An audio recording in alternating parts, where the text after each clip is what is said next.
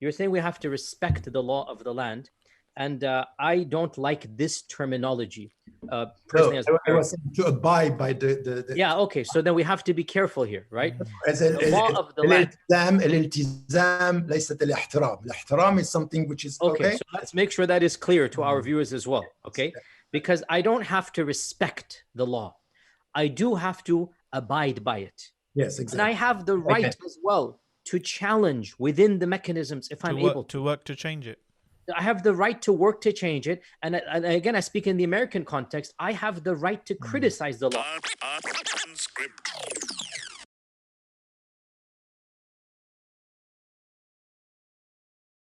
Assalamu alaikum and welcome to today's special unscripted podcast with me, your host, Salman Butt. It's been a very difficult few weeks for our brothers and sisters in France, with Macron's infamous speech claiming Islam is in crisis, following some draconian measures against many Muslim organizations branded separatists. Then we saw the tragic murder of the school teacher last Friday, which has been used by the French state to launch countless other raids on Muslim organizations to so-called send a message. We have with us, very glad to have with us, Professor Tariq Ramadan, streaming all the way from France. Assalamu alaikum, Professor. Alaikum assalam wa rahmatullahi wa barakatuh. And we have Sheikh Yasser Qadi as well, streaming all the way from Dallas. Is that correct, Sheikh? Assalamu Dallas, alaikum. Texas. Dallas, Texas. Alaikum salam wa barakatuh. So I'll start off with Professor Tariq Ramadan. You've been quite active on your social media feeds, commenting on recent events. However, it's mostly been in French, unfortunately, for us English-speaking audience. So I wanted to ask you exactly what is going on and what do you make of it? I think that if you look at what is happening now, it's not new, by the way. It's a very long process. It happened, it started a long time ago, and Yasser Qadi is quite right when he's writing that to understand what is happening now, you have to go all the way to the colonization time, where you can get a sense of the way not only Muslims were perceived and Islam was perceived, but even the citizenship and the fact that they were the subject of the French society. So it's a very long process. Over the last few years, now we have, and it started with the cartoons with Charlie Hebdo and all the murders, and where every time what is happening is the far right party is taking advantage. In fact, they may lose the elections, but they are winning as to the discourse. Now you have the normalization of the far right discourse about Islam and Muslims in the name of laicity and the secular system. And then they are instrumentalizing this attacks and everything.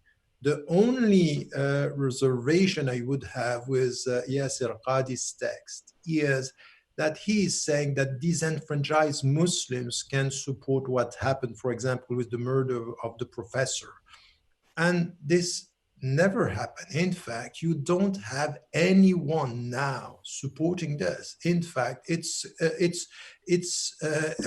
unanimity that you get a consensus to condemn this. So it's one guy, 18 years old, who is doing this on his own, and they are calling him now a quickly radicalized guy, because it happened overnight. So he's completely isolated, and they are saying this is why he's so dangerous, because you can't know from where he's coming, what is happening. So I think that we have to be quite clear that the Muslim community is quite clear on this. We are condemning, and this should be clear. And you don't have even now anyone saying, that's right, and we are supporting him. So coming from the Muslim community, the position is clear.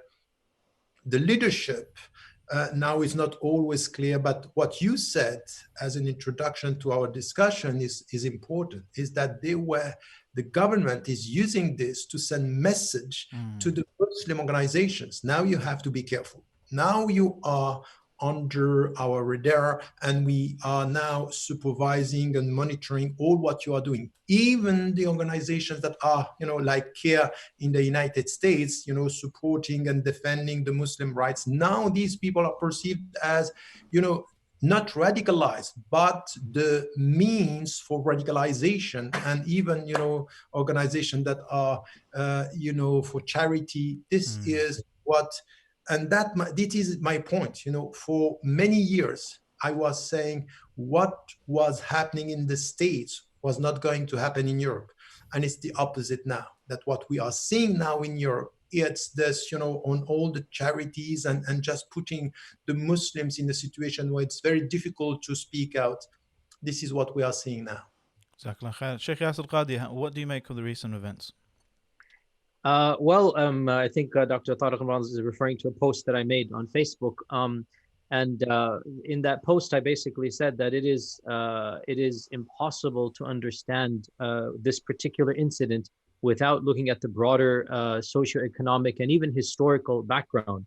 Generally speaking, colonialist powers have very selective short-term memory. Generally speaking, superpowers pick and choose what facts to portray. And most of their own populations are blissfully, naively ignorant about the realities of what they themselves have done. And again, whenever you start speaking like this, you automatically have to face accusations of justification. You have to first and foremost clear yourself of that and say, no, nobody is supporting this particular vigilante act. At the same time, we need to contextualize that this act is not coming because somebody read a fatwa of 1,000 years ago. This act is not coming from a cleric who studies a book of classical fiqh and then studies the chapter of hukm al-murtad and hukm of blasphemy and sabb al-rasul and then comes and does it. No, this act is stemming from a deep-seated anger. Where does that anger come from? It is not justified to act upon it. Where does that anger come from? That is the question that needs to ask. And we've been there, done that. We've had the same conversations. I have been having the exact same conversations for the last 20 years since 9/11, trying to contextualize the movements out there, Al-Qaeda and ISIS and all of them, contextualize, not justify. Where do they come from? Why are these people so angry and bitter? What is the cause? And my position has always been the primary cause is not religion, it is political, it is socioeconomic. The primary cause why there is so much angst and animosity is not something that you have to be a Muslim or a Christian to understand. And in fact, I used to teach a class when I was a professor at Rhodes College called Jihad and Fundamentalism. And in that class, I would talk about, the grievances that these movements have.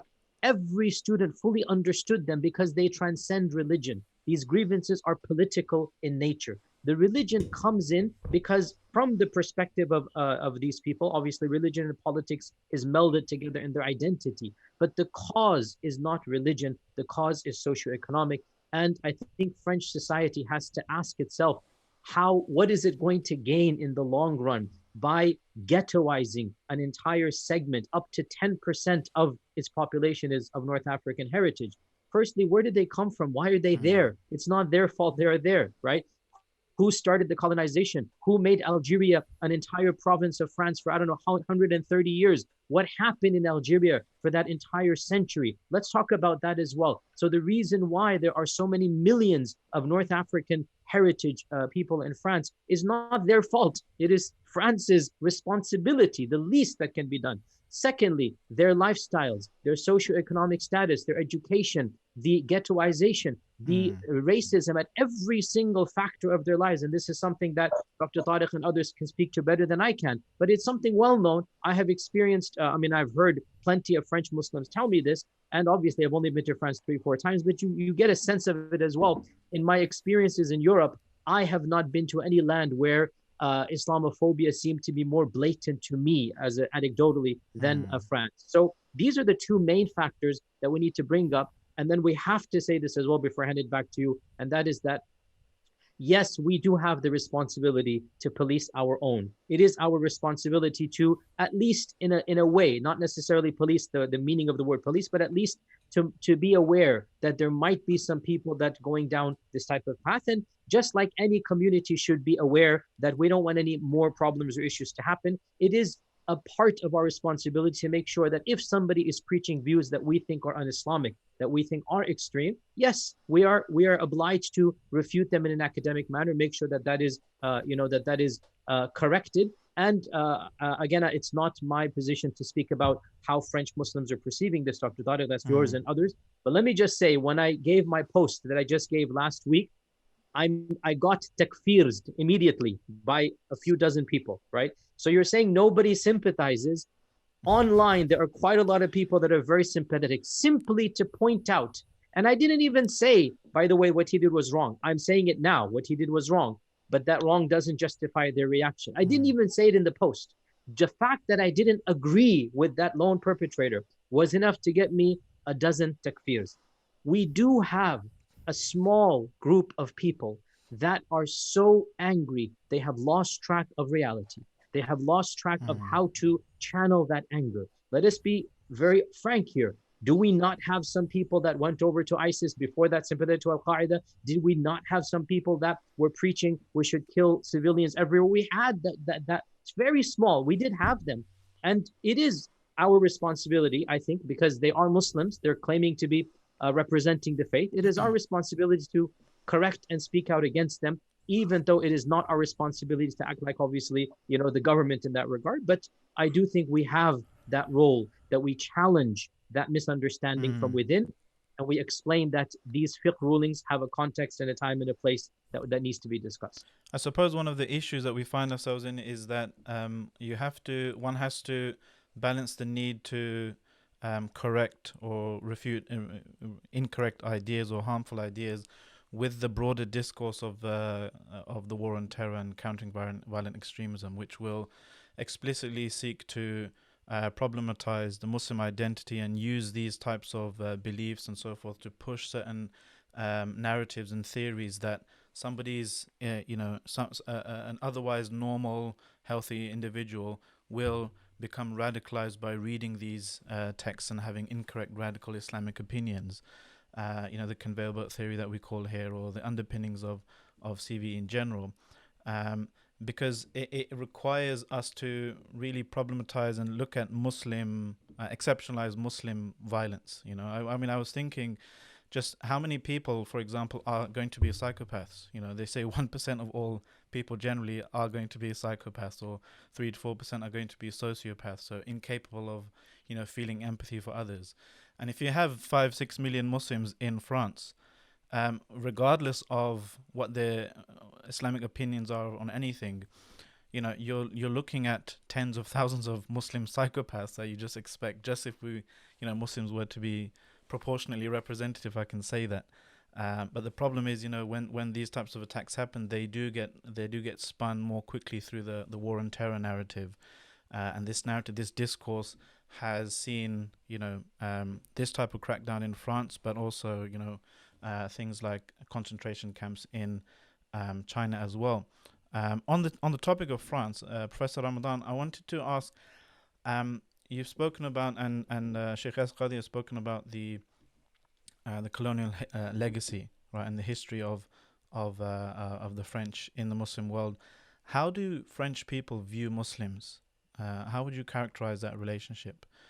We've seen Marwan Mohammed, for example. I read the former leader of a CCIF, the advocacy group. He said that some French people have two colonial instincts. One is to dominate and the other is to civilize. And these two instincts are still quite prevalent in the modern political discourse. The instinct to dominate is more far right, and the instinct to civilize is left wing. So how do French people view Muslims? No, I think he's right. And I think we have to be quite clear about the fact that the perception today, it's very negative. 76% of the French people think that Islam is a problem, and that even that the secular laicite system is in danger today with the Muslim presence. So this means that they think of the Muslim presence as a danger to the unity of the Republic, which is the main reference and principle.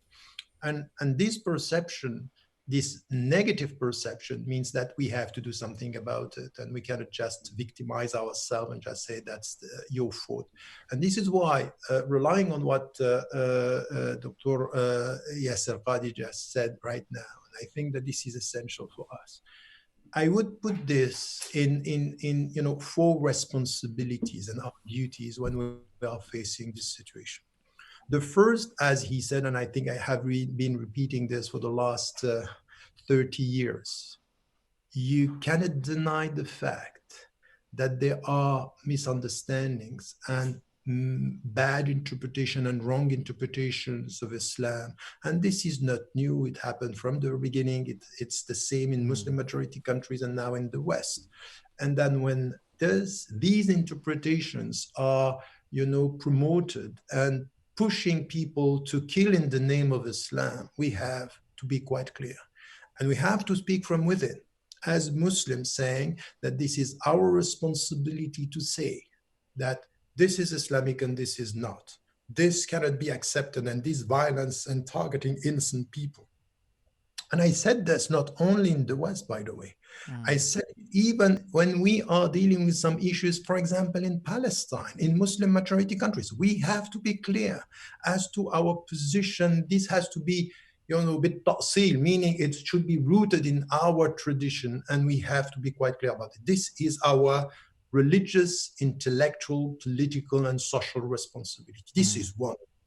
The second is really to be quite clear about the fact that when the people are simplifying the whole political perspective, we also have to be quite cautious with the fact that sometimes it's not even political, because many of this young guy there, with what they are doing, this has nothing to do with even a political understanding. It's much more emotional and psychological than political.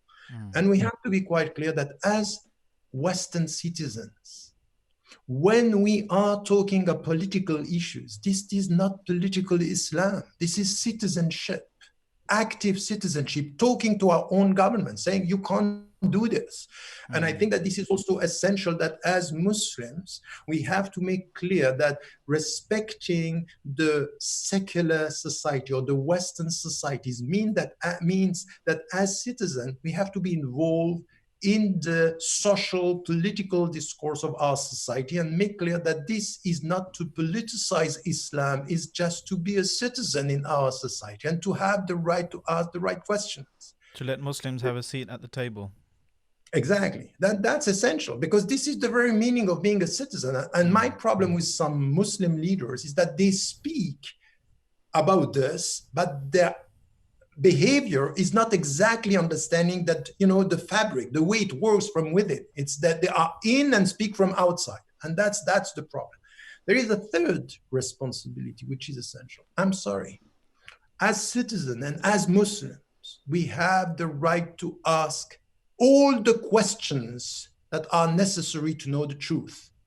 Because we know now that some of our brothers and sisters are instrumentalized by political trends, and sometimes not from within the community.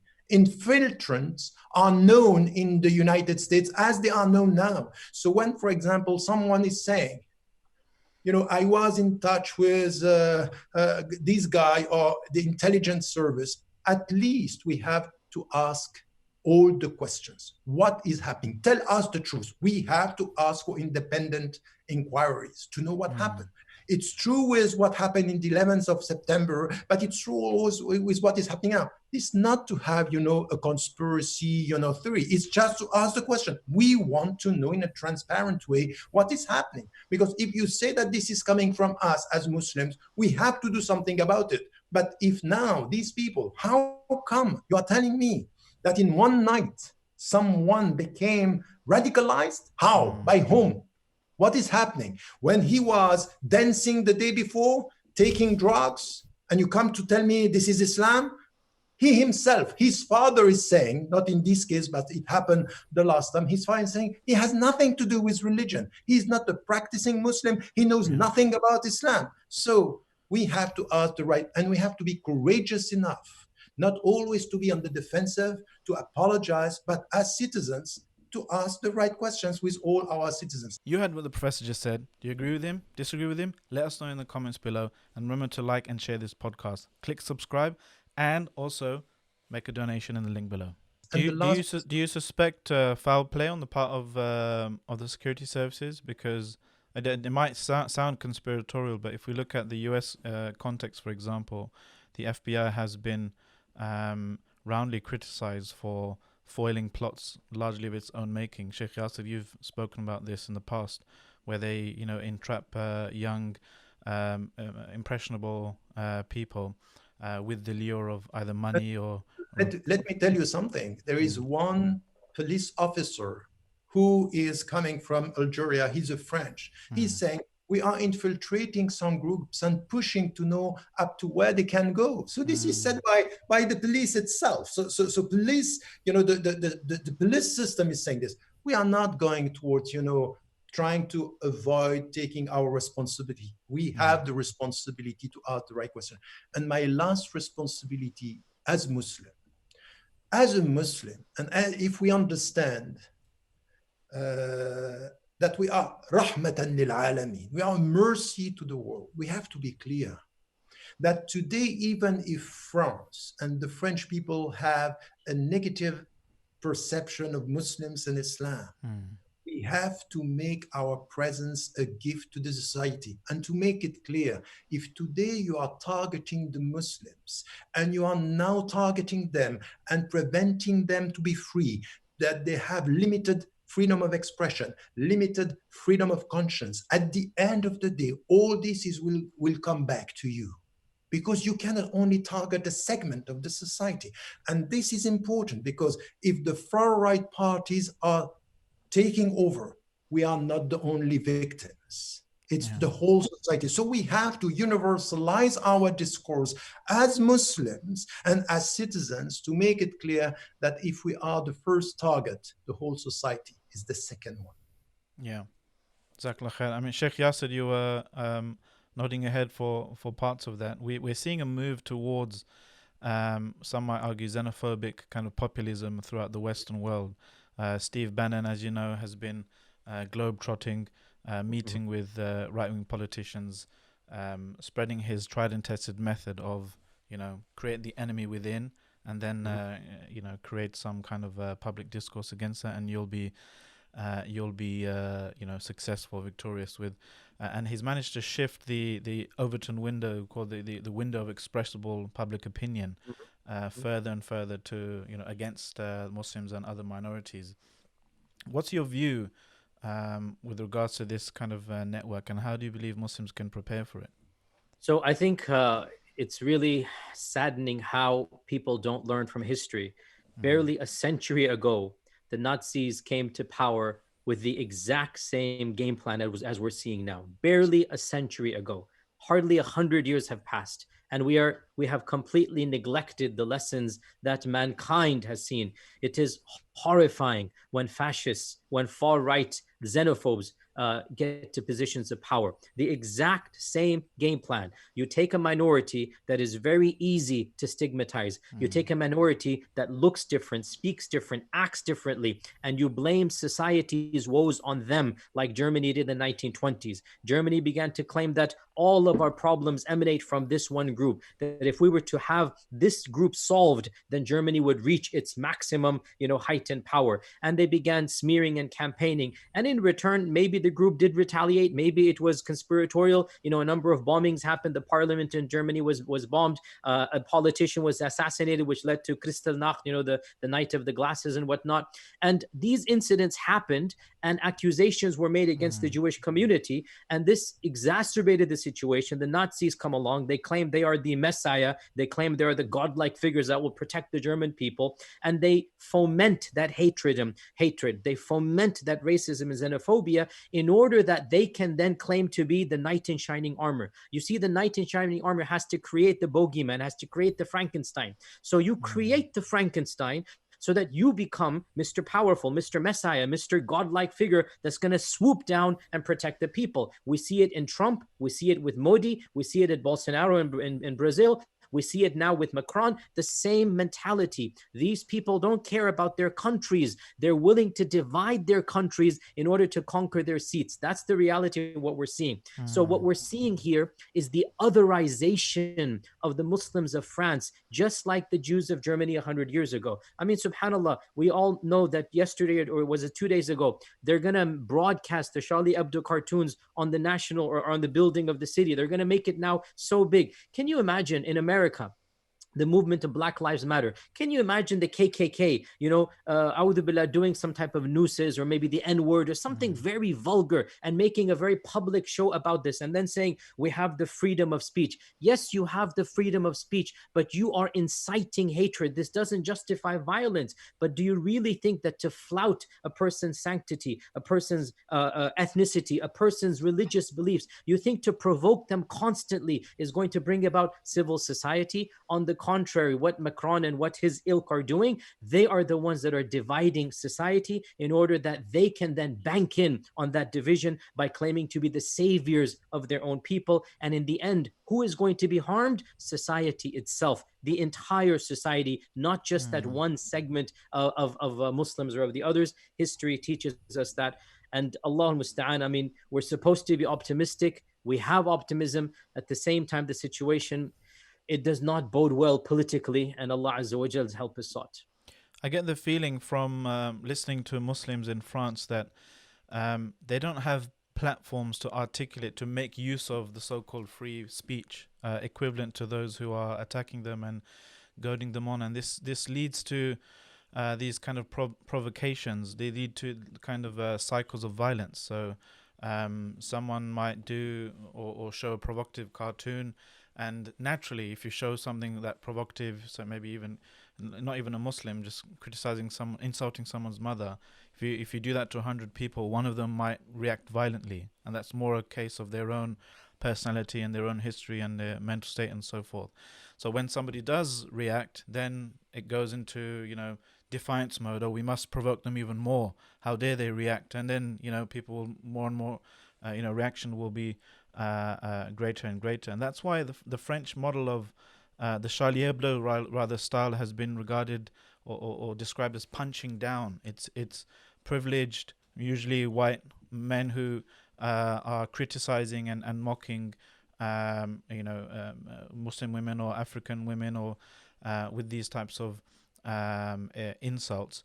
But on the other hand, some Muslims are saying, we're getting raided for tweets that we sent against certain politicians, or certain a rapper maybe from an African background is taken to prison because of so-called insulting the republic, or insulting the police and this type of stuff. So is there actual genuine fair free speech, Professor Tariq Ramadan, in France?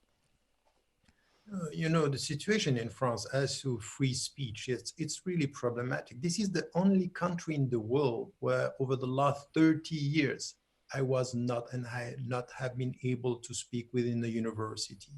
Can you imagine this? 30 years, the only time I was able to speak in one university was in the suburb, and we had to announce my presence 1 hour before the meeting, just to be able to speak. And at the end, we had to stop. So it's not possible. There is a problem here as to freedom of speech. My own brother is prevented from entering the country over the last now 3 years. For what? He never spoke against the law. He never spoke against he is critical towards the French policy, but this is the reality. There is discrimination as to freedom of expression in France. And add to this that all the platforms and all, the media and what we have now within the media is always the same people coming, and they are choosing who are the representative of Muslims. And by the way, this is the way everywhere in the West now, that they are choosing who has to speak for Muslims. And if you are not supporting the government and not speaking within this, not within the secular system, because I have been saying this for 30 years. We don't have a problem with the secular system, and the secular system is not against our freedom of religion, even only if you apply and understand the secular system as being equal for all the religion, and you let the Muslims and leave the Muslims choose for themselves. But now, when it comes to the reality of Muslims, the French government is asking the Moroccan embassy, the Algerian embassy, the Tunisian embassy, and even now the Emirati embassy. About what? Is this? Are we talking among French people, or are you talking to the embassy to talk to your own citizens? Because they are still Muslims, or they are Muslims for you, they are still foreign citizens. There is a new now, subjects. a new object, or a new way of putting it, that if you are a citizen or you are not, now you are a foreign citizen. So you are a citizen, but still, because you are Muslim, you are perceived as a foreigner. And I think that this is where, for us now, yes, there is a big problem of freedom of expression, but still there is a space, and you have now leaders, women and men, who are now more and more visible. The only thing that we have now is that there is a lack. I have a sociologist, a Belgian sociologist, who told me once, you know what, I talked to the leaders within the Muslim community. I found many leaders, but I didn't find leadership. And I think he was right. So there is not a vision here. And we are completely divided and not even supporting one another. It's as if they are targeting one organization. The other organizations are quiet. They don't talk. They are scared. And this is what is happening now with the politics in France, is now to spread to send around a message. If you don't now follow our rule or speak the way we want you to speak, you are going to be targeted. And this is what is happening with all these organizations. And for us, once again, it's important to understand that we have to be clear. We abide by the law of the land and the country, and we want to be treated equally. And this, once again, means that we have to be courageous enough to say it, and even to support our sisters and our brothers when something is happening. For example, Yasser Qadi spoke about what happened for two women. One was stabbed the day before yesterday. And even the French media were not talking about it. It was not the right time to talk about it, because this would have covered what happened to the professor. It's just crazy. And the Muslims were all scared to speak about it, as if, we have to be very cautious. So if fear is around, there is no rational behavior here coming from the Muslim leaders, and this is missing today. Let me just add to that a little bit, that from what I've experienced, again, I was active teaching at a university. I'm no longer at that university, but I was active teaching for a decade. When Al-Qaeda was active, when they caught Osama bin Laden, when ISIS rose up and it died down. So I was in the academic sphere teaching undergraduates for an entire decade. What I discovered in that experience was that the bubble that our community has versus the other communities, those two bubbles are completely distinctly separate from one another. It is almost impossible for the average Westerner to understand the bubble that most of us are inhabiting. Likewise, it is almost impossible for us to fully comprehend how an average American and an average Frenchman is seeing all that is happening. What we need to do is to be brave enough to both sides calm down, and for a few hours or even longer than that, try to see the world from their perspective. The average American has no clue as to the grievances that the Muslim world had. Similarly, the average French person, I'm assuming, I haven't lived there, I'm assuming they're occupying a totally different paradigm, and they are believing what has been fed to them by their politicians, by Macron. So rather than get angry at the average guy on the street, it's not really his fault, he's been brainwashed. Rather than get angry at him, you need to understand that it's your responsibility responsibility to somehow break down, the narrative, to somehow make him reorient himself. And that's very, very difficult in 10 seconds or 10 minutes. It will require time. I've taught hundreds, if not thousands of students an entire semester. And I can tell you, Alhamdulillah, every single student that took any of my classes, by the time the class was over, they had a very different perception of the religion, of the politics, of the grievances than when they walked in. But that took an entire semester. That took deconstructing the world that they inhabit. And that's something that, unfortunately, to this day, I'm really surprised nobody has a half-hour video, for example, from the Islamic paradigm, trying to explain what is going on. Why are these radical movements there? Why is there so much anger, in a manner that might potentially crack the bubble that the average Westerner, the average, Frenchman or Englishman or, American finds himself in? That's on us to do. That's not on them to do. The politicians are doing what they're supposed to do. We expect Trump to be Trump, Macron to be Macron, Fulan to be Fulan. It's our responsibility to try to fight that with education. وَجَادِلْهُمْ بِالَّتِي هِيَ أَحْسَنُ. And I think that in that regard, there's still much that we can do.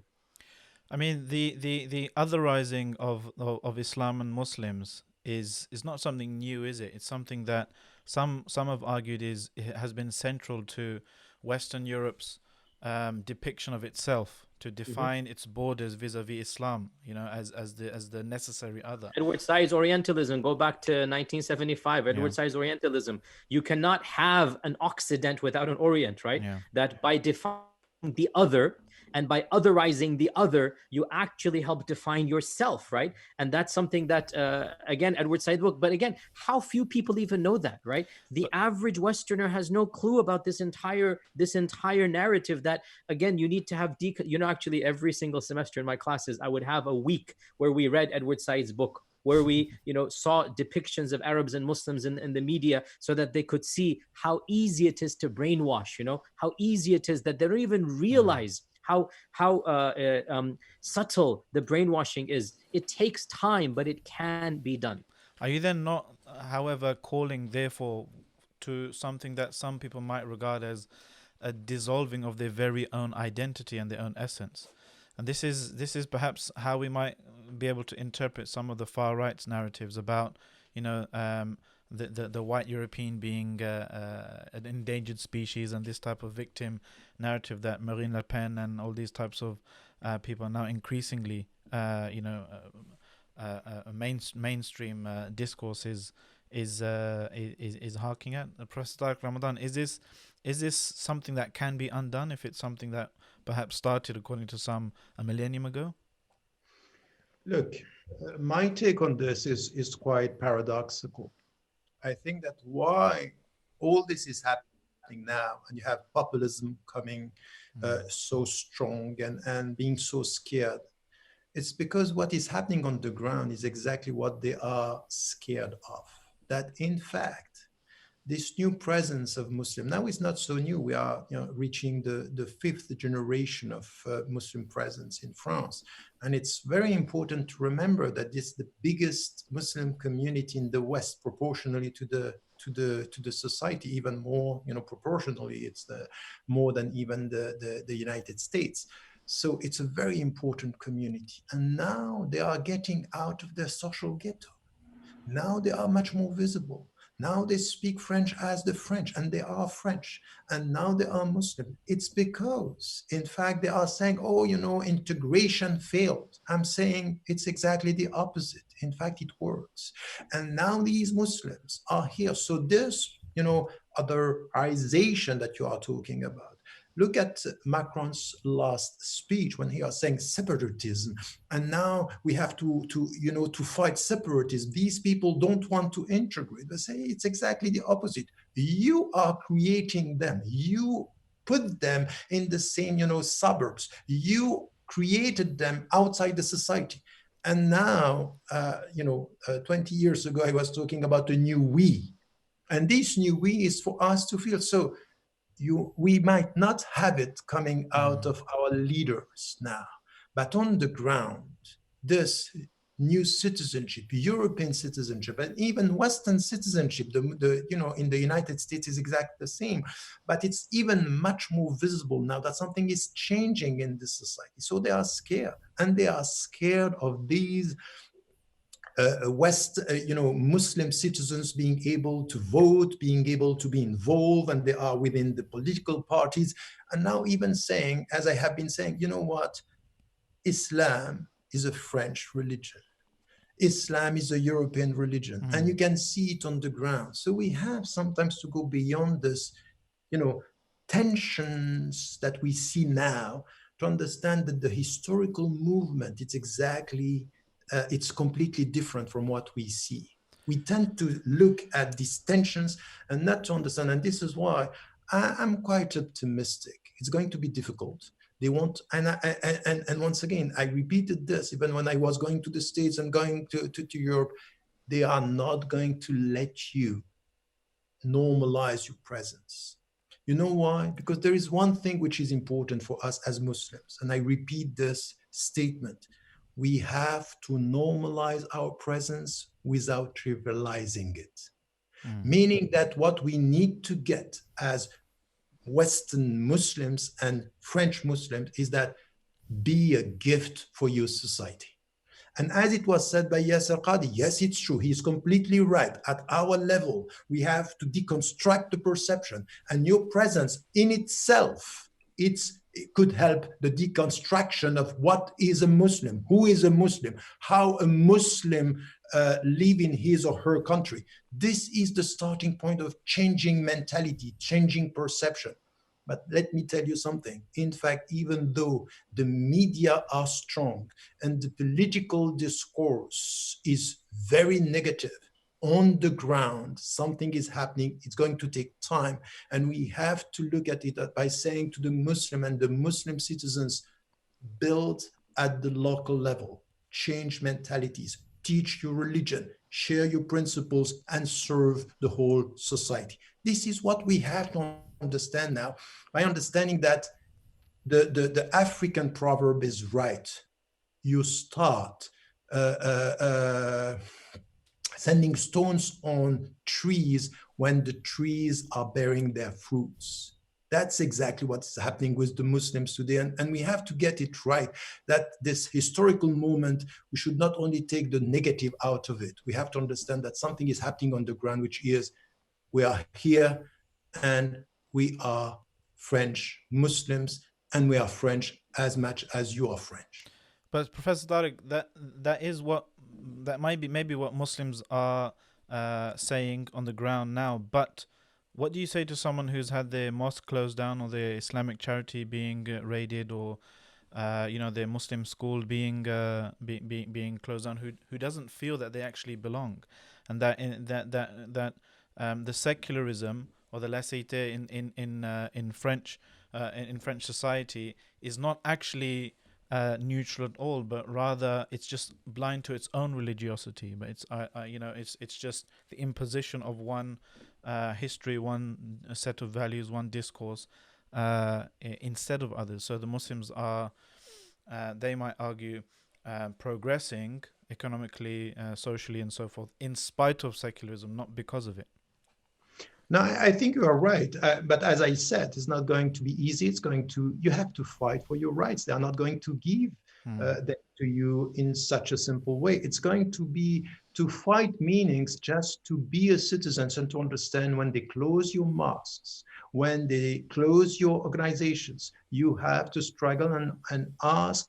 And we have now people in our societies in the West, once again, it's in France, but it's everywhere, lawyers, politicians, thinkers, intellectuals who understand that something is wrong in the whole process, in the way the laws are implemented, are applied to the people. There is a discriminatory work. So we have to struggle for our rights. It's not going to be easy. So you are right. Now, even what is said now about, practicing Muslim is almost radicalized Muslims today in many of the secular discourse that we have in France. So this is where, as I said, we have to understand that it's a very long process. It's going to take effort, to take time. We are going to go through very difficult times now because of the atmosphere.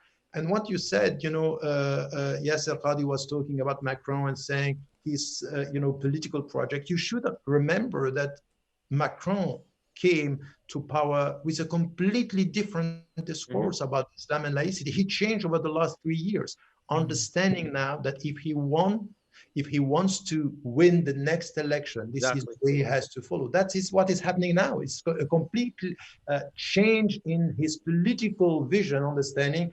It's through this conflict and by nurturing this, separatism and this clash with Islam and Muslims, and talking about security and talking about, the danger for our society, that he's going to win. So by promoting the far-right parties, he's putting the far-right parties as the only party against him, and he's going to win because they are demonizing the far-right party, but normalizing its discourse. This is exactly what is happening. Demonize the party, normalize its discourse, and win over the next election. So we have to be quite aware of the whole process now and be part of the society. And once again, I don't deny, and I'm completely aware of what is happening for, Muslim organizations. But once again, it has to do with our rights, our struggle for our rights, and let it, we have to put it that way.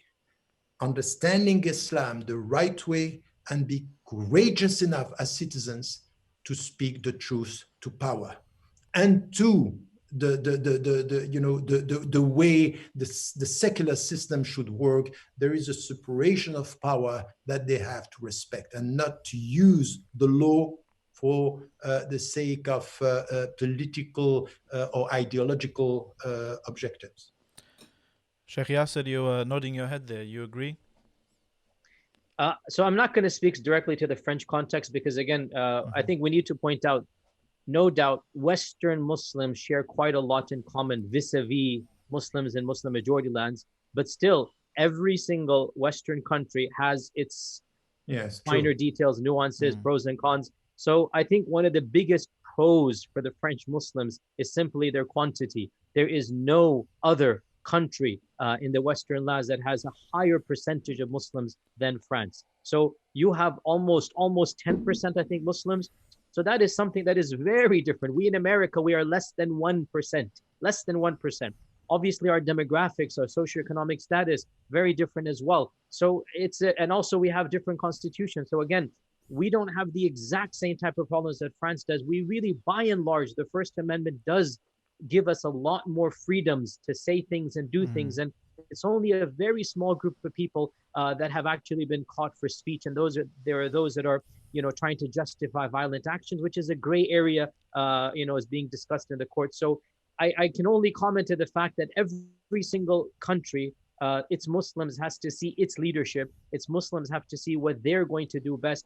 And I think I have to reiterate a fact that has gotten me into a lot of trouble at the same time, but it is something that I'm very adamant that every single land has its scholars, and we need to in-source scholarship rather than outsource it. One of our biggest disasters or calamities of the 80s especially, and maybe even it was darura because we didn't have that many local or whatnot, but one of our biggest disasters was to outsource our fatwa from countries 3,000, 5,000 miles away. We cannot get fatwas about the specifics of what Muslims of a country should do, except from ulama who live within that country. And alhamdulillah, we're now living in 2020 where every single Western land has ulama, either trained abroad and then coming and living in the country for many years, or born and raised and then going overseas and come back. We need to understand, as Ibn Qayyim and others say, this is nothing strange or radical. Nothing that alien half of giving the fatwa is to understand the context of the fatwa.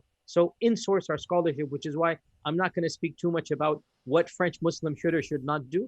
Generally speaking, Western Islam needs to understand what are its goals, what is its position, what does it plan to do, what are its visions about its identity, where does it see itself 20, 50, 100 years, down the line, and then work its way through that vision, inshallah ta'ala. Heard what Sheikh Yasser Qadi just said? Agree with him? Disagree with him? Refute him in the comments below. Don't worry, he's expecting it. If I may say something, Yasser, which is, I think, very important what you said right now, that it has to do with every single country should rely on its ulama, and that's very true. At the same time, what is also necessary is that we need to have more dialogue and exchanges and discussion between leaders and leadership among the Western countries. That's essential because let me tell you something. It's very important for the French people, for the French Muslims to understand that what they are experiencing is not the West, is something which is specific to their country and the way they are treated. And you have to rely on what is happening in the UK, what is happening in Canada, what is happening in the States to help the Muslims to get a better understanding of the West. So it's true that the fatwa for a specific country, they cannot come but from the ulama from this country. That's completely right. But on some issues, there are transnational reality that should be discussed, because this is going to help the Muslims of the other Western country, which is important. So, for example, when I visited, so many times the United States of America, coming back to Europe, coming back to France, coming back to Switzerland, coming back to the UK, and say, look, what is happening there is this and that. So the West is not this, it's not your reality. And if the people are telling you you don't understand the West by lying on the situation, that would be misleading. And more than that, there are some fatwa that are very local or national, and there are fatwa that are continental, and that we need also to understand that is coming out of our discussion. It's true at the European level, and it started also with the Fiqh Council and some of the scholars coming from the States dealing with Muslims in Europe and understanding that these are realities that we have to discuss. So we need to get this right, because this, overall understanding of the West and what is happening in the West will help all the Western Muslims. So we need to get the two levels.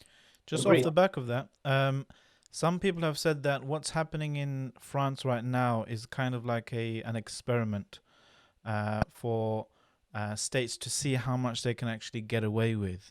Do you think that this can be used as a model and replicated elsewhere if we're not careful? And if so, what can we do to stop that happening?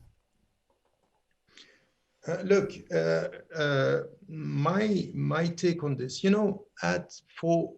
over the last 30 years and more than that even, my hope was that what was happening in France, we could have an impact on what is happening in France by relying on the European level. But, in other countries, things were quite different. My take now is just the French society is very influential at the European level, to the point that it's the opposite. It's not the European countries influencing France. It's France now spreading around this fear, this suspicion that Islam is a problem. So now we have it throughout Europe, and even, of course, we know what is happening now in the United States. So yes, there is something which is like an experiment, that now the discourse that we have in France, the populist party that we have, which is now leading the discourse, not leading, the political competition, but leading. So in fact, they can lose the election, but win the argument. Exactly. So this is what is happening now. And I think that this is true throughout Europe now, that you can see that this is happening. So everywhere now you have this, people repeating or taking, France as an example, and we have to be very cautious. So this is why it's very important for us to be able to talk about it. For example, on the situation about the veil, the French Muslims thought for a while that all what was said about the headscarf in France was what was said everywhere in Europe and even in the West, which is completely wrong. So now the very simple statement: it's against Islam to impose onto a woman to wear the headscarf. It's against human rights to impose into a woman to take it off. And that you say it's about freedom of conscience. In France, if you say this, you are perceived as, a fundamentalist. while in the States, in the UK, everywhere, this is understood. So this is where we need to get, these arguments and to be able to make them influential, because if not, the mainstream French discourse could take over in Europe. And even things that were said in France, which were not said in the States, are now even said in the States about the Muslim presence perceived as, be careful, huh? Trump's rhetoric about the Muslim, ban and the Muslims being a problem. This is exactly what we heard 15 years ago about the Muslim presence in France. So we have to be very cautious that this is also could spread this negative discourse coming from France as we said, the most important Muslim community in a Western country. The CCIF released a statement, the advocacy group that details and campaigns against Islamophobia. They mentioned, I think it was yesterday or very recently, that 10 years ago it was only the far right, Marine Le Pen and her ilk, that were calling for its dissolution and closing it down. But today it's the interior minister himself. So it's mainstream French society. We've seen. So they remarked on how much the discourse has changed in the last 10 years, and even in the UK. I was speaking to a French brother who's been in the UK for 15 years, and he said, even I feel the lurch towards this type of enforced muscular liberalism, we call it in the UK, unfortunately, and unfortunately that's been kind of, according to some people, exported over from the United States via neoconservative think tanks. Prime Minister David Cameron in 2011 gave his infamous Munich speech about being intolerant against intolerance and this type of rhetoric. But my question to you, Sheikh Yasir Qadhi, is if secularism can be weaponized to push society to become so intolerant, is secularism itself in crisis? So secularism is, of course, now very easy to deconstruct. Maybe 20, 30, 40 years ago, people thought that secularism is one strand and it is totally neutral. Of course, with postmodernism, we fully understand that secularism has the potential to be just as fundamentalist and just as dogmatic and just as terroristic, really, as any faith tradition can potentially be. And of course, there are great, Talal Asad has done some amazing work in this, right? Where he's talked about, an anthropology of the secular. He's talked about taking the tools of secularism and anthropology as they use them against faith or against religions, and then using it against secularism itself. What we're seeing now, really, and I've said this for the last decade, really, is that rather than being a clash between civilizations, which is what was propagated by Huntington and others since the 90s. What we're seeing is a clash within Western civilization. We're seeing a clash for the heart and soul of Western civilization. We're seeing a clash about the identity of Western civilization. In America, we are mere pawns. We're less than 1%. In America, Muslims cannot shape the discourse, even if we would want to. We're too small and insignificant to do that. What is happening is we're being used as a pawn between far larger and much more powerful trends within Western society. And they're the ones discussing what it means to be secular, what it means to be liberal, what it means to be basically modern and free and whatnot. And we are like the canary in the coal mine, right? We're the ones that are being used by both sides. And again, look at Hillary Clinton when she was campaigning, and she chose Khizr Khan, right? And again, not pro or again, I'm just saying that she chose Khizr Khan as a token, like that was a point. It was done intentionally, and because you want to demonstrate, that's what this party stands for, and this is what that party stands for. So I totally agree with the notion that crisis is a big word. Secularism is splitting up in its own ranks. and the future of secularism is going to go different paths. So the French version of secularism is going one path. The Canadian version, the New Zealand version, the maybe Australian to a lesser degree is another path. America is still vacillating, which way it's going to go. We're seeing different madhabs of secularism, and the future is something only Allah subhanahu wa ta'ala knows. We have to try our best to influence the discourse, and we haven't even begun in our own internal conversations about the realities of balancing our loyalties to our faith with our loyalties to our country, which is a very difficult conversation that needs to happen at some point in time. And I've said this in the American context. I know I'm not going to say this in the European. In the American context, I have said nationally on stage, the YouTube videos are there, and I have no problem saying this in the American context. Our utmost, our ultimate loyalties are to our Creator. And our loyalties to any other entity are contingent on the freedom to be loyal to our Creator. If any other entity, political or otherwise, were to challenge my loyalty to my Creator, I will give up that loyalty. I'll not betray it. I will give it up. And I will go to another place where I can practice my loyalty to my Creator.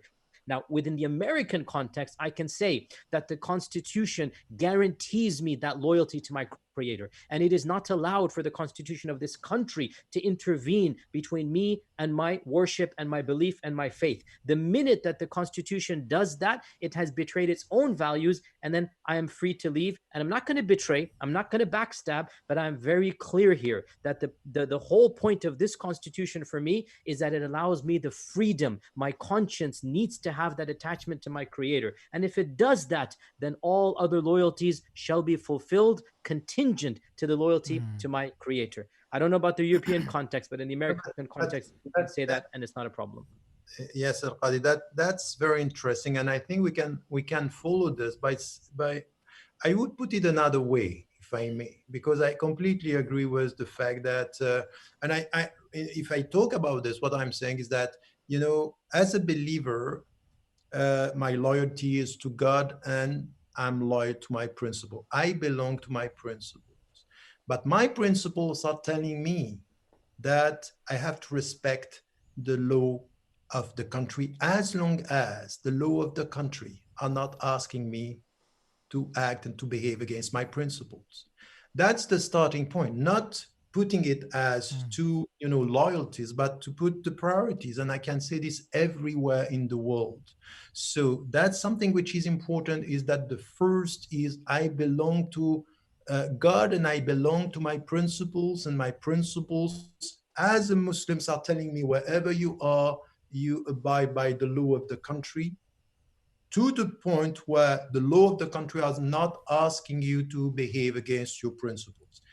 Why am I saying this? Because this is where they are trying to put us in a situation where there is, a double loyalty. So, or a conflict of loyalty between your loyalty to God and Islam and your loyalty to your country. And I think that this should be put clearly, that this is not, when I was asked about, you are following the Sharia and the Sharia is against the law of the Republic. You say, no, my loyalty to Sharia is telling me respect the law of the land. And this is what is important, as long as you are not asking me to behave against the principles. So if you prevent me from praying, I'm not going to accept. If now there are secondary issues, I have to look at fiqh and to understand what are the priorities. Fiqh al-awlawiyat and fiqh al-mu'amalat, this is something which is essential in the way we deal with the society. And I think that this discourse should be quite clear as Muslims, and the Muslim scholars and the ulama and the shuyukh and the imma in their country should be quite clear. We are not talking here today about a conflict of loyalty. There are priorities, and the priorities that we have as Muslims are quite clear on the fact that you respect the land of the country. Except Small pushback, Dr. Tariq. I don't disagree with what you're saying, but the caveats and the devil's in the details, as they say, right? You're saying we have to respect the law of the land. And I don't like this terminology. No, Personally, as I was saying to abide by the yeah, okay. So then we have to be careful here, right? as The law of the land. الالتزام ليست الاحترام. الاحترام is something which is Okay, okay. so let's make sure that is clear to our viewers as well, okay? Because I don't have to respect the law. I do have to abide by it. Yes, And exactly. I have the right as well to challenge within the mechanisms if I'm able to work to change it. I have the right to work to change it. And again, I speak in the American context. I have the right to criticize the law. I don't know about the European context, right? But as the American context, and by the way, in my case, the example that I found works very well with those that are sympathetic to the far right is the issue of abortion, right? This is a very good example because over 35% of Americans strongly disapprove of abortion. And yet it is the law of the land. And the Supreme Court has, basically passed it, Roe versus Wade, everything. And most of those who are against abortion are also a little bit Islamophobic, okay? So you ask them point blank, and you know the stereotype I'm talking about. You ask them point blank, you are following your Christian Sharia against the law of the land, okay? You are prioritizing the Christian Sharia and thinking that your law of God is more correct than the law of the land. Does that make you any less American? Now, where do you become, illegal or whatnot? When you shoot the abortion doctor. You can preach against the abortion doctor. You cannot like the abortion doctor. You can preach against abortion. All of this is protected by our Constitution. But the minute you raise a gun and you shoot the abortion doctor, which has happened in America multiple times, right? That's when you're doing something illegal. So we have to explain to the other why we have the right to do exactly what they are doing. I do not have to respect the laws of the land. I have to abide, agreed. But I can criticize, I can hate it, I can try to change it. All of this is something I will do as a Muslim. Yes, I completely agree with this. And this is what I meant, to abide by the law of the country. But there is also something that we have to add here, is that when the law is saying that you can do, they are not obliging you to do it. So this is also the space. That's very important because many of the people who are talking about abortion, yes, it's legal and accepted by the law, but you're not obliged to do it. It's exactly the same with alcohol. It's the same. So there is here a latitude for you to decide what you can do and what you can't do within the limits of the law. Agreed. So side of the law, we also have to understand, and this is why? Because al-mu'amalat in Islam, it's this space, it's very important to know what you can do within the limits of the law. So to abide by the law doesn't mean that you are doing all what is permitted for others to do. And I would say something else, which I think it's important in the discussion about secularism and what you just said. We can talk about who is in crisis, because you know that Macron was saying Islam is in crisis. Now you have some scholars saying, no, secularism is in crisis. So it's between, your crisis, our crisis. That's another discussion. Now it's clear, and it should be clear for us, that by living in Western countries, you in the United States of America and us in Europe, it's important within our society to know and to determine and to identify who are the people for whom our presence is a problem. Now, it's not only secularists. Yes, they are here. Some of the, fundamentalist secularists, they have a problem, not only with Muslims, they have a problem with religion. So we have to know that something is going to come from there. We need to know that far-right parties and populists are going to target us. But not only. We have to be clear on this. Many of the people who are also targeting us as Western citizens are also, governments, foreign governments, who understand that by being Western citizens and Muslim at the same time, our voice as to their policy in the Middle East or in the southern countries is going to be a problem. So the more we are demonized in our country, the best it is for them. We need to get this right, because some of these people are very influential everywhere. So we should not be naive. Our enemies are not only the secularists or the secular fundamentalists.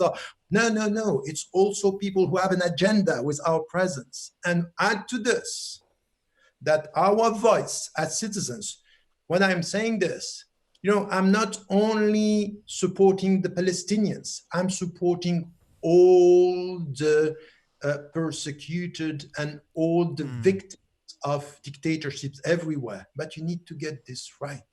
If you are making your presence that you are on the side of the victims in China or in India or in the Middle East or in Palestine, some of the political forces are going to target you. So we need to get this right, because this is to help our brothers and sisters. Don't be naive. It's not about secular society only. It's about the relationship, the North and South relationship. And this is my take on this. I'm sorry. I am a Muslim, and I'm Muslim European citizen coming from somewhere. I'm coming from somewhere, and my parents were immigrants coming from a dictatorship. I would never, in the name of my citizenship, share with my fellow citizens and my fellow Muslims, keep quiet about what is happening around the world. And know that your dignity as an American Muslim, as a European Muslim, is to speak for the victims, to speak for the oppressed, whoever they are, by the way, not only the Muslims. But it's not because you are a Muslim and you want to be integrated within the political spectrum that you have to keep quiet about what is happening to Muslims in Muslim majority countries. That's not acceptable. So I would say that here we also have to understand that our crisis is not, or our enemies, or the people who don't like us are not only these people that we know, populists and secular. We have, there is an international agenda here where as Muslims and as Western Muslims, our, وَمَا أَرْسَلْنَاكَ إِلَّا رَحْمَةً لِلْعَالَمِينَ رَحْمَةً لِلْعَالَمِينَ. This mercy for the worlds is be the voice of good and the voice of justice for every single human being, Muslim or non-Muslim, here or there. And I would say that sometimes I'm quite sad to see that some Muslims, in order to be accepted, even by the populist, accept even at the same time to be quiet about injustices around the world. And I don't think that this is right. This is not the gift that we should be and we should provide the West with. So totally agreed. And therefore, to finish this point before we move to the next question, Muslims need to understand our ultimate goal in this world is not the acceptance of the other. Our ultimate goal is the pleasure of our Creator. Now, we don't want to cause problems. We don't want to cause, any type of issues, and we want to live, where we're living with peace and comfort. But it should never happen by infringing or by giving up that which I consider to be sacred, my worship of Allah, my morality, my values. Where that is the case, our priority will be the pleasure of Allah, and we will be preaching and teaching the truth wherever we are. The ultimate goal, as you yourself have said, Dr. Tariq, many times, is that we are shuhada a'la nas, as the Quran is saying. We are witnesses unto mankind. That means that sometimes we're going to have to say uncomfortable truths. That means that we're going to have to preach to power. That means we're going to have to sometimes preach against the morality of our peoples. What is that delicate balancing act between trying to live a peaceful life versus saying things that are unpopular? That is something that will vary from time to place, to culture, to civilization. And once again, we go back to going to our leaders of our own communities and balancing. The Muslims of China right now, the Uyghurs, for example, their situation is very different. What they should or should not do, I'm not qualified to say that. The same goes for Muslims in France. At what point do some people say, enough is enough, maybe we should go somewhere else? I'm not the one to say that, right? I'm best qualified to speak about my own land, the country I've been born and raised in. And alhamdulillah, that's where I can speak more freely. But you're right, Dr. Ramadan, we should be speaking amongst ourselves and exchanging ideas and seeing the pros and cons of every country. We can benefit from the histories and the differences between the various lands. And on that point, if you don't like the way Muslims are portrayed in the media, maybe you should help by funding your own alternative media source. I wonder where you could get that from. Oh, links in the comments below. Speaking of which, Professor Tariq, you mentioned you're an optimist of what the future has in store, inshallah. But I do put this to you, however. The one writer in France, a Muslim writer, he said he feels that there's no hope of the situation in France getting better, saying that the attacks against Muslims and Islam is similar to the Quraysh. There's no room for Islam in the public discourse is simply too intolerant. Muslims are, they're getting their masajid closed down and so on and so forth. And I was waiting for him to just drop the H word, hijrah, but instead the way he phrased it, he said he's normally against the whole hijrah narrative, and I'm assuming we'd agree here in this call. But he was saying maybe if Muslims were to seek political asylum in neighboring countries, would that put a global spotlight and an embarrassment for the French state when it comes to the international community? To tell you the truth, I don't think it's going to work. It's just maybe it's a cosmetic political positioning here. I don't think it's my take on what is happening in France. Yes, it's difficult. Yes, some mosques are closing, but at the same time, I have been here for the last and working at the grassroots level for the last almost 40 years working. And I can tell you that things are moving, and I understand why they could be scared, because in fact, they are settling down. They are having more mosques. They have, organizations and schools. It's going to take time. It's going to be challenging, but it works. So I think that we have to be very cautious. At the end of the day, they are citizens, they are going to vote, and they are much more visible everywhere. 10 years ago, you didn't have all these journalists coming from, North African countries and African countries. Now they are here. They are medical doctors, they are teachers, they are university students and university professors. We have to be patient, and we have to be at the end of the day, tawakkul ala Allah, it's exactly this. You should stop looking at the negative side of the picture. What was said by Yasser, it's very important, the historical dimension, the perception of time. You may lose the next election, you may face all this discussion, but at the end of the day, the French society will not do without the French Muslims. This is it. This is the reality of it. They cannot do without you. Now be part of this society, and remember what I have been saying for 30 years. If you are a gift for a society, the people don't ask you where are you coming from. But if you are perceived as a problem, of course, they will ask, oh, you're not one of us. But yes, it's difficult. Yes, it's going to take time. But I think that there is only one duty. Rely on God, stay here, and do your best. So you're optimistic. So again, with regards to the hijrah issue, I mean, I have spoken about this in the American context, again, for the last 20 years, I've been saying the same thing, that generally speaking, those that are the most eager to make hijrah, we need them the most, because they are the most dedicated to the faith in their own way, and they're going to be and those that have absolutely no idea or concern, generally speaking, we need them to increase their iman and whatnot. So the irony is there's an inverse relationship between that. But my position on this has been very consistent. Every family needs to decide on their own. But I think that it is not wise, or it's not proper to quote, let's say, one Sharisi, from Andalusian times, and then quote his fatwa and apply it in our context, because times have changed. It really is. We are living in a new, unprecedented era.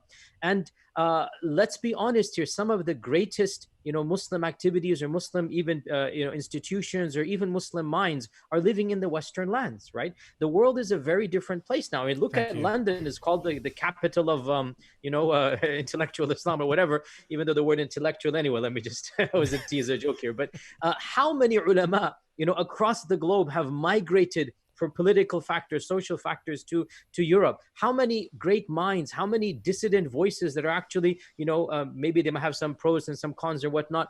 So this notion of this clear demarcation between Dar al-Islam versus the other Dar, we have to rethink through that issue these days. And I'm not the only one saying this. So many great ulama, Dr. Akram Nadawi, and so many ulama of the, Europe and America are saying this simplistic categorization that binary categorization that might have been valid 500 years ago, it is no longer valid right now. And there are pros and cons everywhere in the world. We make the best of our situation, and as long as we have the freedom to worship Allah subhanahu wa ta'ala and to pray our prayers, and we're not being forced to commit kaba'ir, as long as that is the case from a fiqhi perspective, you cannot make the argument that it is obligatory to migrate. And then it is up to the individual whether they choose to do so. But I think overall, the presence of Muslims around the globe is a very positive factor, and that we need to understand, as long as Muslims are giving back and their presence is being felt, inshallah, a lot of khair and good can come out wherever they are. You know, just one point that I wanted to make, because I have been, once again, I wrote about this when I started to look at the situation of Muslims in Europe by writing about to be a European Muslim. But I think that it's not, you know, this binary vision. I agree, and I said this binary vision has nothing to do with the reality of the world. It's not only that we have to go beyond, we have now to understand that we have to go against it because it's wrong. All the qualification, Daraqutni and all the ulama who are talking about what are the qualities and the characteristic of Dar al-Islam and Dar al-Harb, this was discussed by scholars. You know, we have great scholars talking about this. For me today, what we have to understand that even for you and for me, sometimes it's easier to be to worship and to be a practicing Muslims. It's easier in Western countries than in Muslim majority countries. You know, 90% of what I'm saying in the West would be impossible for me to say it in Muslim majority country and my country in origin in Egypt. This is why I'm here, by the way. So for me, the world today is the abode and dar is-shahada. Wherever you are as a Muslim, bear witness to the message of Islam. Even in Muslim majority countries, you know why? Because today, even some of our governments in Muslim majority countries are promoting Islamophobia. Islamophobic discourse. This is the reality of it. It's coming in Muslim majority countries. So the fact that we are talking about Dar al-Islam, Dar al-Harb, this is not only today wrong from, and by the way, it's not coming from the scriptural sources, not coming from the Quran with Sunnah, it's coming from a perception, an understanding of the way the world was organized. Now we have to say this is wrong and we have to change it. So wherever you are, when you can say La ilaha illallah, you are at home. And if you are at home, rely on God, pray, do what you have to do, and serve the people around you. This is to be a witness. So what we should ask the Muslims, wherever you are, is not to categorize, you know, in a very artificial way, the land or the space where you are. It's just wherever you are now is to change your perception and stop having your body in one country and your heart in another one. Because at the end of the day, if you say La ilaha illallah and you pray, your first duty is to gather your heart and body and to pray where you are and to serve where you are and to serve this human brotherhood that is essential to our understanding. So I would say that our qualification of the world, our perception of the world is the starting point of the way we have to deal with al-mu'amalat in our societies, the way we understand this, how do we serve, how do we promote this. And I think that when I started talking about this, even, you know what, when I wrote to be a European Muslim, what I got from Muslims is, no, not to be a European Muslim, to be a Muslim in Europe.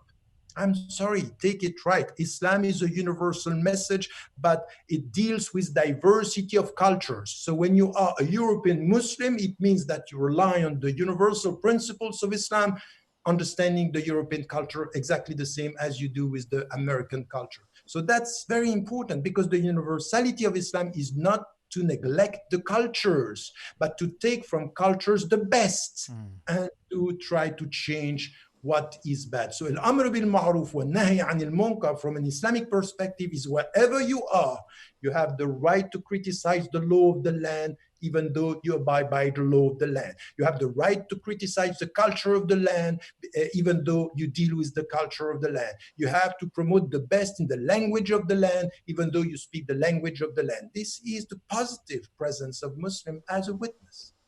Jazakallah khair. Some very interesting stuff to think about there, Professor Tariq Ramadan. I'm aware that you've both given us a lot of your time very generously, but I have just one question for Sheikh Yasir Qadi. I couldn't end this episode without asking you, what's the mood on the ground with regards to the presidential election over there in the US? I don't know if there can be a unified mood. Depression. It's like I saw a picture feeling. of some Muslims kind of making dua for Trump. Oh, this is the Muslims for Trump is just a token 5-10 people. You know, this is very, very few people. So to be honest, I mean, again, as we are aware, there are subcultures within every Muslim community. Within the American Muslim community, there are subcultures. You have, those that are, completely given up hope of any good in any election, which is understandable completely, and they're just not doing anything. You have those that are, grudgingly for Biden because he's a better candidate than Trump. You have those that are gung-ho over Biden, just literally salivating, over Biden. These are the three main camps, I would say. As for the Muslims for Trump, obviously there are a few handful, and some of these are, but it's not a movement per se. It's a very small slither. So the three main camps are basically, complete indecision, a despair, a sarcasm, basically towards status quo, which I can fully sympathize with. And then those that are simply saying, أخف الضررين, they're both bad, but at least Biden will bring a sense of normalcy, bring about healthcare. And again, my position has always been to not necessarily endorse, but to look at it from a theological or an aqdi or fiqhi perspective. What are the parameters of permissibility? Where can we differ? Where can what is the spectrum of acceptable difference of opinion from a fiqhi standpoint? That's what I'm more interested in always. It's not a matter of my personal opinion. It's a matter of where do the masalih and mafasid become haram, become sinful? That's my question that I'm always asking. From my perspective, all three of these paradigms are not sinful per se, even though I strongly question the wisdom of those that are on the pro-Biden camp. I think that's kind of really, but as long as they're recognizing that they're choosing this candidate because he is the better one compared to the other, because it's a matter of healthcare, it's a matter of like this particular candidate, our guy, has created a hysteria. He has created hysteria for the far right, has created a pandemic, exacerbated the pandemic situation. Over 250,000 people have lost their lives because of his incompetence, because he has flouted every norm imaginable. That is a factor. My pet peeve when it comes to our Muslim brethren is that for many of these candidates, they simply cannot see beyond Palestine or beyond certain issues. And of course, it is a factor. But how about our healthcare? Is that not also a factor? How about the fact that this particular person right now has quite literally created this sense of arrogance towards the virus, and has directly from his recklessness, his attitude, his lack of supporting, virus research, so many things. If we had a more sensible candidate, if Allah had willed this, we would have had, far less deaths in the community. Now, my point to our Muslim brothers and sisters is that let's make a long list of the factors that are important to us, and definitely let's include Palestine. Definitely let's include, LGBT and morality issues. But let's also include on that list me and my children and how we're living in this country, right? The crime issues, the criminalization, where my tax dollars are spent.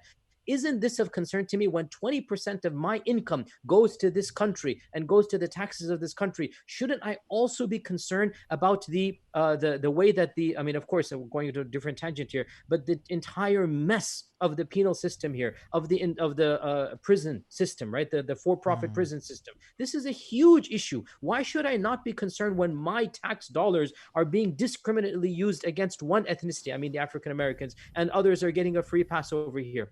So it does irritate me that for many of our especially practicing brethren, there's only 2 or 3 issues that are on the table and everything else is ignored. And my humble, pushback is, look, let's keep those issues on the table. I'm not saying ignore them, but let's also add other things to the list.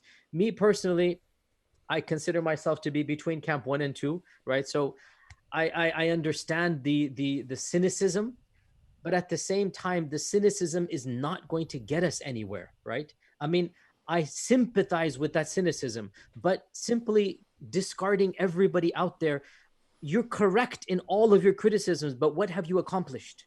Okay, I agree with the cynicism, but where does that get you? How does that benefit me and my children, or you and your children living in this land? So, Allah musta'an, we don't have good options on the table, and it really is a matter of just choosing the best of all the evil out there. And those that genuinely, sincerely choose to not participate in the system, I understand, and I don't fault them at all. I understand that as well. But my only caveat, you yourselves, when you stay away from the system, don't fault those who want to be a part of it by choosing the lesser of the two evils. That's my message to that group there. Jazakallah khair for your message and for inadvertently revealing which tax bracket you fall into. Professor Tariq Ramadan, you're a global kind of person, mashallah. What do you think, in just a few words, which candidate as president would serve the maslahah of the greater world, do you think? I can't respond in 2 minutes about this because my position is quite complex about our involvement in politics in the West today. I have a problem. I understand exactly, what Yasser just said. I understand these positions, and these positions are there. I should tell you, I would have a problem to support Biden with all what I know about him and what he did and the way he was dealing. Now, what was said by Yasser is so important. You need to deal with domestic issues. You need to deal with racism in the United States of America, with the prison system, with discrimination, health system, and all this. That's very true. But I would tell you that my position more and more in the West is to tell the citizens, not only the Muslims, is just be careful with, presidential elections when the people are making you think, push you to think that this is where the big political decisions are taken. It might be that if you want to take over power, this could be the perception and the perspective. But I would say you have to be much more involved socially and politically at the local level, in the domestic issues at your level. And this is where you have to be a citizen, because this is much more a comedy, a kind of a drama, and you think that you are promoting or trying or helping to decide who is going to be the president. Now, I would say that the true decision and the true impact that you can have, it's at the local level. Put it the other way around. Try to be involved at the local level, and sometimes silence at the national level could be wiser. So once again, I understand those who want to vote, but I completely understand that people say that's not going to change anything. Let us focus at the local level, do our best in the political system, and being very much involved in all the domestic issues that are so essential. It could be Black Lives Matter. It could be the prison system. It could be the healthcare at the local level. So I'm not very much. I'm not so happy with the national elections. By the way, I have to say there before this, so Dr. I completely agree with you. On a personal level, I will not be getting involved with my own voice in this because I agree with you. But my main question is the parameters within the community. I always think for others, not necessarily for me. Yes, you're absolutely right. I mean, it's a show in the end of the day. It's not going to change that much. But still, some people should get involved, even if it's not me or you. I agree. One brother coined the term "lesser of two idiots." So that's maybe that's where we've come in the presidential race. It certainly seems that way when you look at some of these debates going on. But yeah, Jazakumullah khairan. I know I've taken a lot of your time, I've taken liberties with your time, but I'm really appreciative of that. We had Professor Tariq Ramadan give some advice and messaging for the European Muslims. Sheikh Yasser Qadhi gives some advice and messaging for USA Muslims as well. And we have myself now giving advice to Muslims all over the world. If you like this podcast, give it a like and a share. Please, if you like to take our relationship to the next level, then click the subscribe button and the bell notification as well. You'll be at the front of the queue whenever we post anything new. Get involved, please, with the conversation, with the debate in the comments below. We'll try and pester our esteemed guests to maybe come on again and take consideration of some of your comments and questions in the future, inshallah.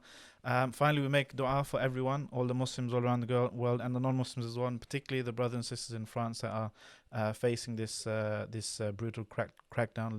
May Allah subhanahu wa ta'ala make them come out on the other side as shining diamonds, inshallah, and also make the affair in around your locality, Sheikh Yasser, the best outcome for all the believers as well. Ameen. And Jazakallah khairan. That's it for today. I hope you'll join me in thanking our guests, Sheikh Yasser Qadhi, all the way from Dallas, Texas, and Professor Tariq Ramadan, all the way from Paris, France. Assalamu alaikum wa rahmatullahi wa barakatuh. Unscripted.